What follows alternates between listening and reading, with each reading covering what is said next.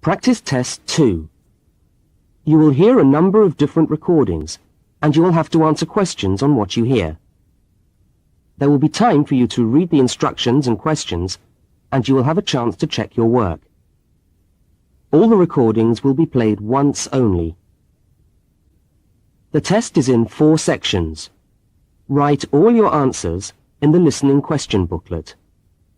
At the end of the test, you will be given 10 minutes to transfer your answers to an answer sheet. Now turn to section 1 of your question booklet.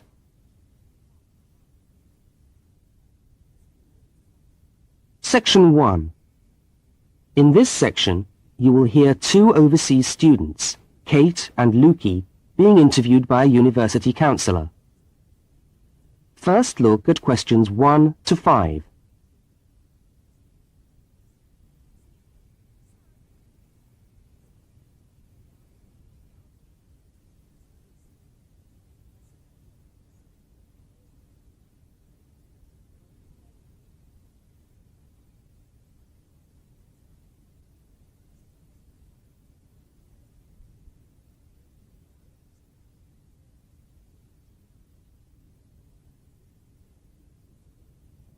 You will see that there is an example which has been done for you.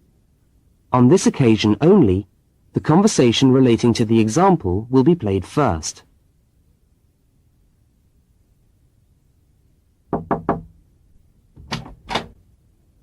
Hi there, Kate. Come on in. How are you today? Fine, thanks. Hi, Lukey. How's things? Okay. Well, as I explained on the phone, I'm a counsellor here at the Student Services section of the university. And I'm interviewing overseas students to help me draw up a guide for new students. So I'd be grateful if you could tell me a little about your time since you've been here in Cambridge. Right. Good idea. Now, Kate, let's start with you. Okay. This is your 2nd semester, isn't it? Could you tell us something about your first impressions of the town when you arrived? Yeah. Well, first of all, I was struck by how quiet it is here in the evening. Kate's first impression of the town is that it is quiet in the evening, so quiet is the answer. Now we shall begin. You should answer the questions as you listen, because you will not hear the recording a second time.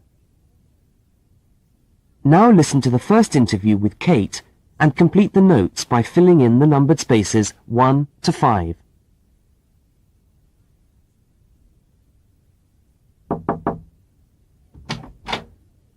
Hi there, Kate. Come on in. How are you today? Fine, thanks. Hi, Lukey. How's things? Okay. Well, as I explained on the phone, I'm a counsellor here at the Student Services section of the university. And I'm interviewing overseas students to help me draw up a guide for new students. So I'd be grateful if you could tell me a little about your time since you've been here in Cambridge. Right. Good idea. Now, Kate, let's start with you. Okay. This is your 2nd semester, isn't it? Could you tell us something about your first impressions of the town when you arrived? Yeah. Well, first of all, I was struck by how quiet it is here in the evening. Yeah, I suppose Cambridge is a quiet place. Where did you live when you first arrived? Well, I went straight into student accommodation. It was a kind of student hostel. Ah, right. So, you didn't have to worry about doing your own cooking or anything like that? No, but sometimes I wished I had. The food at the hostel was awful. Oh, dear. But how were the other students? To be honest, I haven't managed to make many friends, even though the place is full. People seem to keep to themselves. They're not really very friendly. Oh, I'm sorry to hear that. Well, what about the actual course? You're studying, I'm doing a master's by coursework in environmental studies. Oh, right. And how are you finding that? Yeah, well, it's been pretty good, really. I've enjoyed the course, but I feel there hasn't been enough contact with the lecturers. Oh. They all seem to be incredibly busy. The only chance I've really had to talk to them was on the field trip. Well, that's no good. Mm-mm. Could anything be done to improve the course, in your opinion? Well, I think it would be helpful to have meetings with lecturers on the course, say once a fortnight, something like that. Regular meetings. Uh-huh. Yes, that could certainly help. Now, Kate, we'll come back to you in a minute, but I'd just like to ask Lukey some questions. Before they continue the interview, look at questions 6 to 10.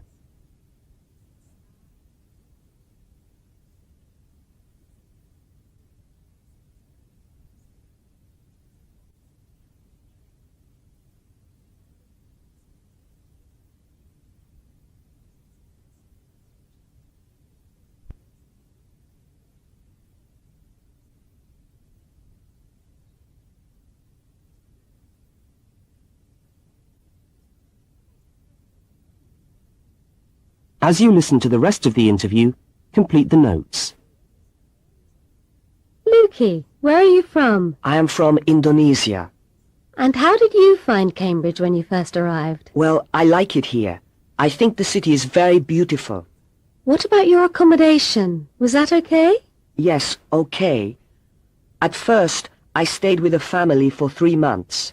They were very kind to me, but they had 3 young children and I found it difficult to study. Right, I see. So after 3 months, I moved out, and now I live with 2 other students in a student house. It's much cheaper and we like it there. Good. And, what about your studies? What are you studying? I'm doing a Bachelor of Computing. Computing, I see. Apart from the language difficulties, if you can separate them, how have you found the course? Okay, but... Yes, go on. Well, the main difficulty for me is getting time on the computers in the computer room. It's always busy and this makes it very hard to do my practical work. Yes, I'm sure it would. Can you reserve time in the computer room? No, you can't. But it would certainly help if we could reserve computer time. Yes, I'll look into that and see if something can't be done to improve things over there. Now, let's go back to Kate. That is the end of section 1. You now have half a minute to check your answers.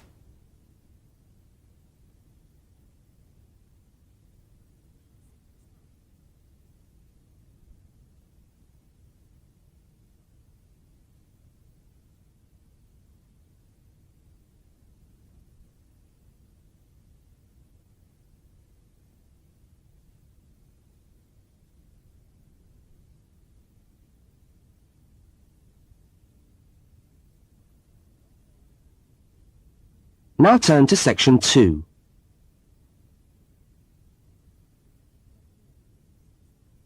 Section 2.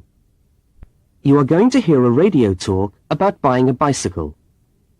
First, you have some time to look at questions 11 to 20.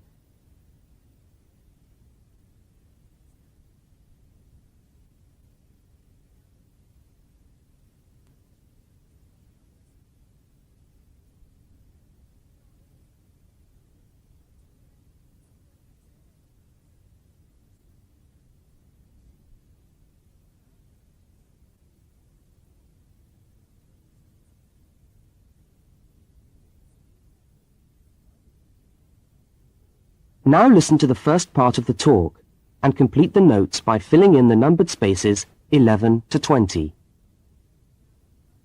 Well, last week we talked about buying camping equipment, and today I'd like to talk to you about buying a bicycle. A simple enough exercise, you might imagine, but there are lots of things to look out for to make sure you get the best deal for your money. Well, the range of bicycles is enormous. There are racing bikes, touring bikes, mountain bikes, or just plain ordinary bikes for riding round town. They vary enormously in 2 basic ways: price and quality. This means that the choice you make will probably be determined by the amount of money you want to pay, your own personal needs, what is actually available, or a compromise of all 3 things. However, in broad terms, you can spend anything from $50 to $2,000 on a bike, so you'll need to know what you're looking for. Single-speed cycles, that is bikes with no gears, are really only suited to short, casual rides. Their attraction is their simplicity and reliability. After years of neglect, they still manage to function, though not always too efficiently. If it's basic transport you're after, then you can't go wrong.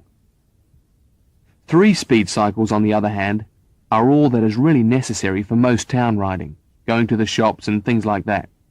Like the single-speed bike, they're simple and reliable. If you are going to be going up and down lots of hills, then you'll probably want something more efficient. 5 and 10-speed bicycles are best suited to riding over long distances or hilly terrain and to serious touring. So if it's serious touring you're interested in, get a 5 or 10-speed bike. However, it's worth remembering that the difference in price between a 5 and 10-speed cycle is usually very little, and so it's well worth paying that little bit extra to get the 10-speed one. So I would tend to recommend the 10-speed bike as the price is similar. However, you'll be getting better quality components. Now the next thing we need to look at is size. Buying a cycle is like buying clothes. First of all you find the right size and then you try it on to see if it fits.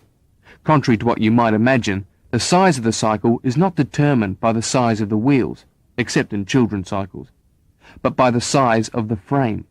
So you'll need to measure the length of your legs and arms to get a frame that is the right size for you. Well, that's all from Helpful Hints for today. That is the end of section 2. You now have half a minute to check your answers.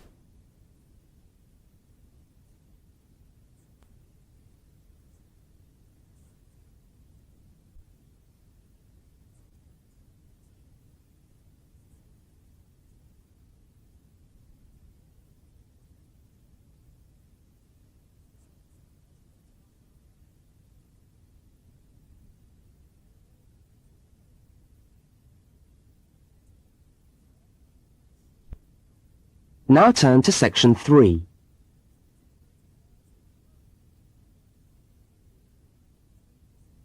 Section 3.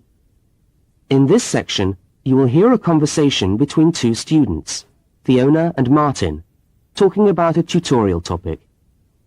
First, look at questions 21 to 24.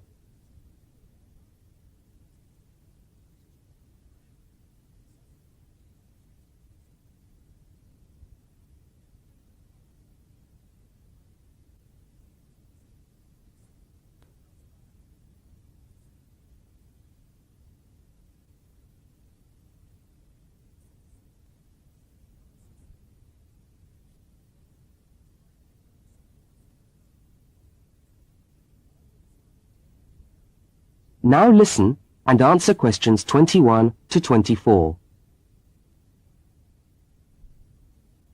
Hi there, Martin. How are you going with your Australian Studies tutorial paper? Oh, good. I finished it, actually. Lucky you.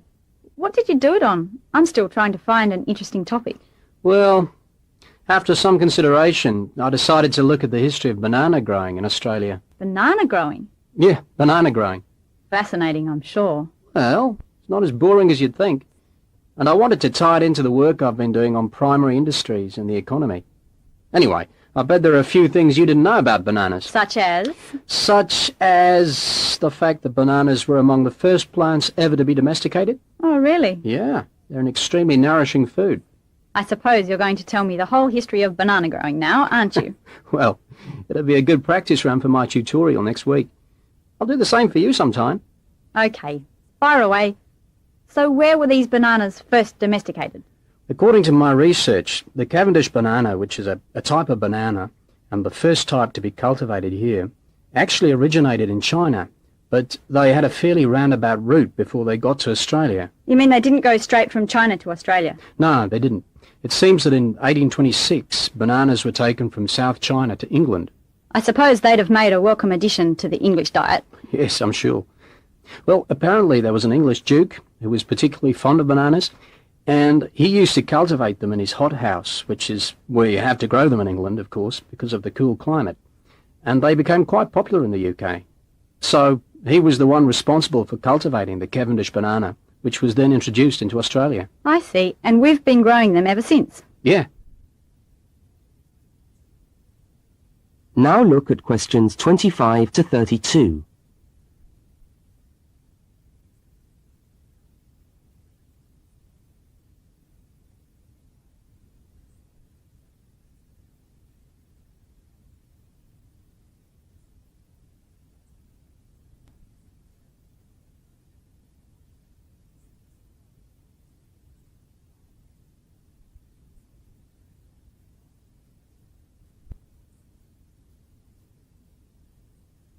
As the conversation continues, complete Martin's notes. Are they hard to grow? Well, yes and no. To grow them in your garden, no, not really. But to grow them commercially, you need to know what you're doing. You see, you only get one bunch of bananas per tree, and it can take up to 3 years for a tree to bear fruit if you don't do anything special to it. But this period is greatly reduced with modern growing methods, particularly in plantations where you have perfect tropical conditions. Right. So what are you looking at? 1 year? 2 years? No, around 15 months in good conditions for a tree to produce a bunch of bananas. And once you've got your bunch, you cut the bunch and the plant down. So how do the trees reproduce then? Well, bananas are normally grown from suckers, which spring up around the parent plant, usually just above the plant. They tend to like to grow uphill, or at least that's the common wisdom. So that's why banana plantations are usually on hillsides, is it? Yeah, they grow best like that. That's interesting. If you plant them in rich soil and give them plenty of water at the beginning of summer, then they should be well advanced by the beginning of winter, when growth virtually stops. But in a country like England, they're hard to grow. Although you can grow them in a hothouse. But in Australia, it's not difficult. No. Though even here, the growers put plastic bags around the bunches to protect them and keep them warm. If you go up to the banana growing districts, you'll see all these banana trees with plastic bags on them. But how do they stop the bananas going bad before they reach the shops? Well, the banana bunches are picked well before the fruit's ripe. Once you cut the bunch, the bananas stop growing, but they do continue to ripen. The interesting thing is that once one banana ripens, it gives off a gas which then helps all the others to ripen. So they pretty much all ripen within a few hours of each other. Amazing. So do we export lots of bananas overseas to Europe and Asia, for instance? Well, oddly enough, no. I believe New Zealand takes a small proportion of the crop, but otherwise they're mostly grown for the domestic market, which is surprising when you think about it, because we grow an enormous number of bananas each year. Yes, well, thank you for all that information. I'm sure the tutorial paper will go really well. You certainly seem to have done your research on the subject. Let's hope so. That is the end of section 3. You now have half a minute to check your answers.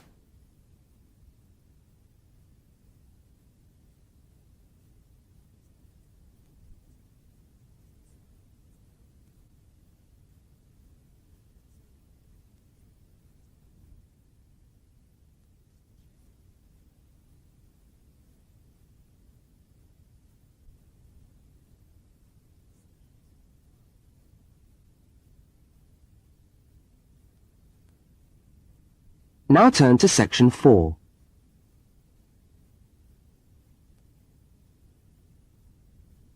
Section 4. You are going to hear part of a public lecture for new students. First, look at questions 33 to 35.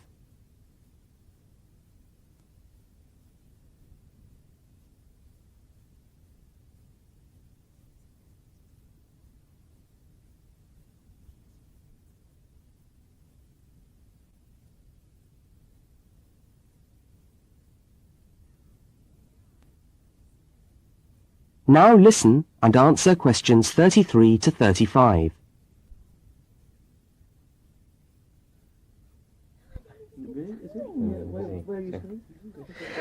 Good morning everyone, and welcome to our regular lecture on health issues. This series of lectures is organised by the Students' Union and is part of the Union's attempt to help you, the students of this university, to stay healthy while coping with study and social life at the same time. So, it's a great pleasure for me to welcome back Ms. Diane Greenbaum, who is a professional dietitian and who has been kind enough to give up her time in what I know is a very hectic schedule to come along and talk to us today. Thank you. Thank you very much, John. May I say it's a pleasure to be back. Now, stresses at university, being away from home and having to look after yourselves, learning your way around the campus, all contribute to making it quite hard sometimes to ensure that your diet is adequate. So today I'm going to talk about ways of making sure that you eat well, while at the same time staying within your budget.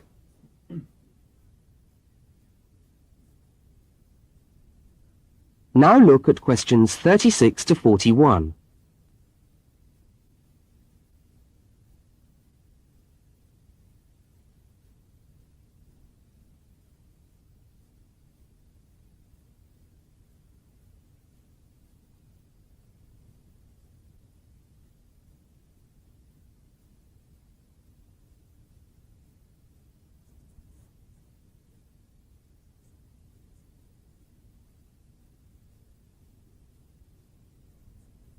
As you listen to the second part of the lecture, complete the notes and diagram in the spaces provided.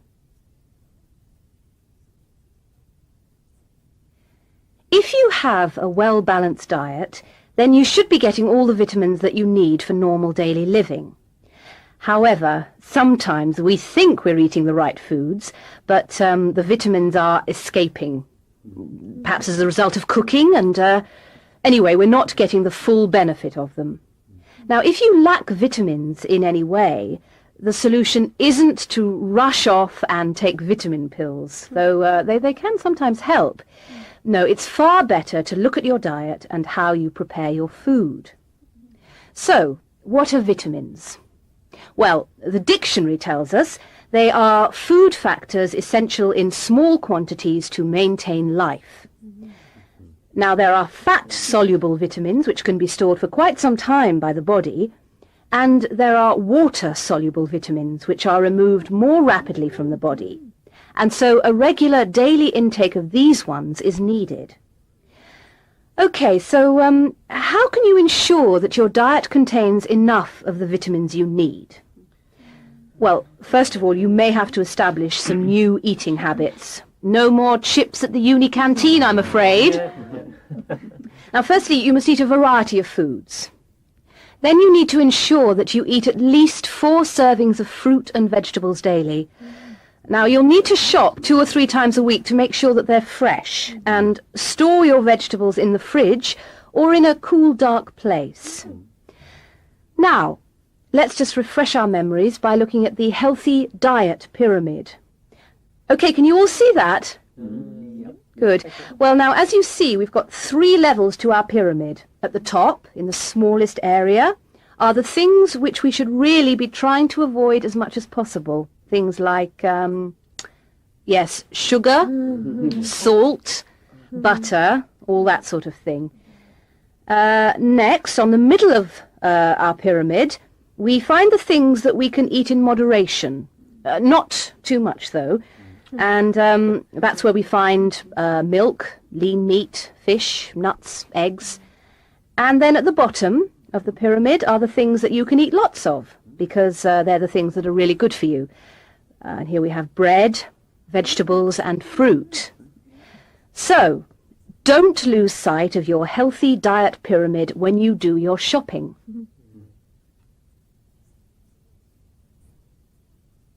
That is the end of section 4. You now have half a minute to check your answers.